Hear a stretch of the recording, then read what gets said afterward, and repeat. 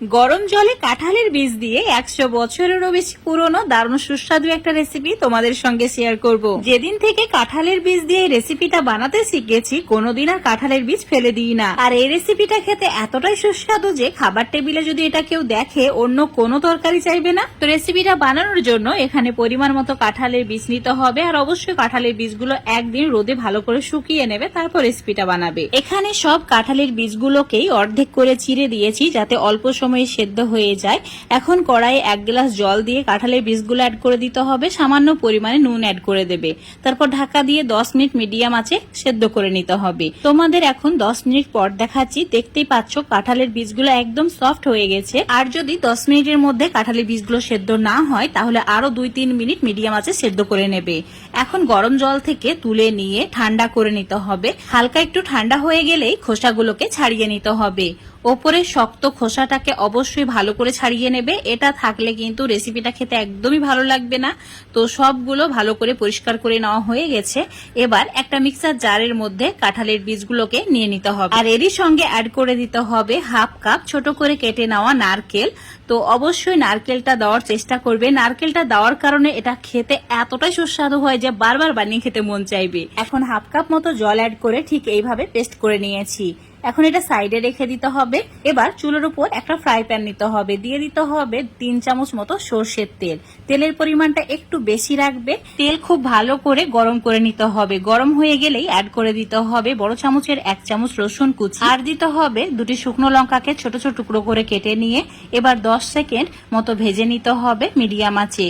তো মিডিয়াম আঁচে 10 সেকেন্ড ভেজে নেওয়ার পর অ্যাড করে দিয়েছি বড় সাইজের একটা পেঁয়াজকে ছোট ছোট টুকরো করে কেটে নিয়ে, মানে 1/2 কাপ মতো পেঁয়াজ কুচি, তার সঙ্গে 2টি কাঁচা লঙ্কা ছোট করে কেটে নিয়ে এবার একটু সময় নিয়ে ভেজে নিতে হবে। পেঁয়াজ পুড়িয়ে ফেললে হবে না, হালকা লালচে করে ভেজে নিতে হবে। 3 থেকে 4 মিনিট সময় ধরে মিডিয়াম আঁচে ভেজে নিয়েছি। ঠিক এইরকম ভাজা হয়েছে। এবার এর মধ্যে অ্যাড করে দিতে হবে আগে থেকে পেস্ট করে রাখা কাঁঠালের বীজ। সম্পূর্ণ কাঁঠালের বীজের মিশ্রণটা অ্যাড করে দেওয়ার পর চুলোর ফ্লেমটা মিডিয়াম টু হাই করে রেখে অনবরত নাড়াচাড়া করতে হবে 5 মিনিট। আর 5 মিনিটের মধ্যে এটা খুব সুন্দরভাবে কুক হয়ে যাবে। কাঁঠালের বীজ পেস্ট করার সময় অবশ্যই 1/2 কাপ মতো জল অ্যাড করে পেস্ট করবে। তারপর এই সময় জলটাকে সম্পূর্ণ শুকিয়ে নেবে, তাহলে এটা খেতে একদম ক্রিমি মনে হবে আর মুখে দিলেই মিলিয়ে যাবে।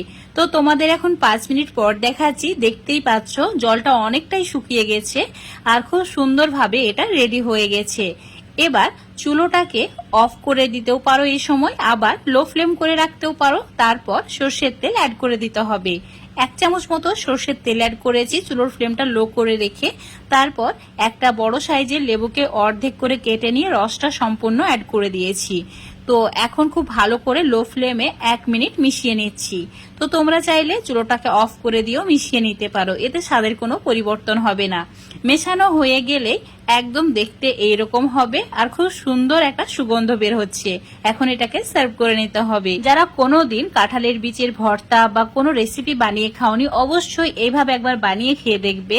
একবার খাওয়ার পর কোনোদিন আর কাঁঠালের বীজ ফেলে দেবে না। এইভাবে বানালে এতটাই সুস্বাদু হয় খেতে যে সারা বছরের জন্য কাঁঠালের বীজ সংরক্ষণ করে রেখে দেবে। আজকে তোমাদের সঙ্গে কাঁঠালের বীজ দিয়ে 100 বছরেরও বেশি পুরনো একটা রেসিপি শেয়ার করলাম। আশা করছি রেসিপিটা তোমাদের ভালো লেগেছে। ভালো লাগলে অবশ্যই বাড়িতে একবার ট্রাই করে দেখবে, আর তারপর কমেন্ট, লাইক, শেয়ার করে দেবে। রেসিপিটা ফেসবুক পেজ থেকে দেখলে পেজটাকে ফলো করে নেবে, ইউটিউব থেকে দেখলে চ্যানেলটাকে সাবস্ক্রাইব করে রাখবে আরো এরকম রেসিপিগুলো পাওয়ার জন্য। তো বন্ধুরা অবশ্যই বাড়িতে এইভাবে একবার ট্রাই করে দেখবে, কেমন হয়েছে অবশ্যই কমেন্ট করে জানাবে।